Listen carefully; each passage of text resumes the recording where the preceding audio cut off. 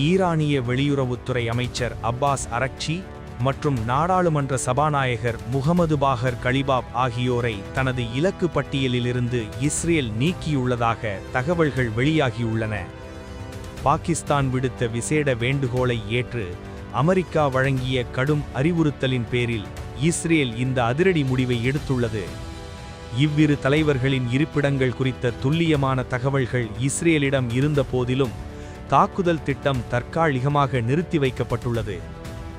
இந்த இரு முக்கிய தலைவர்களையும் கொன்றால் எதிர்காலத்தில் அமைதி பேச்சுவார்த்தை நடத்துவதற்கு ஈரானில் பொறுப்பான எவருமே இருக்க மாட்டார்கள், அது போர் சூழலை மீட்க முடியாத நிலைக்கு கொண்டு செல்லும் என பாகிஸ்தான் அமெரிக்காவிடம் வாதிட்டுள்ளது.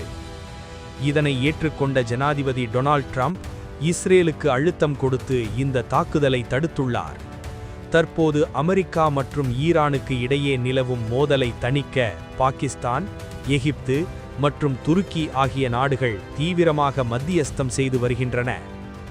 அமெரிக்க ஜனாதிபதி டொனால்ட் ட்ரம்ப் அனுப்பிய வரலாற்று சிறப்புமிக்க 15 அம்ச அமைதி திட்டத்தை பாகிஸ்தான் வழியாகவே ஈரான் பெற்றுள்ளது.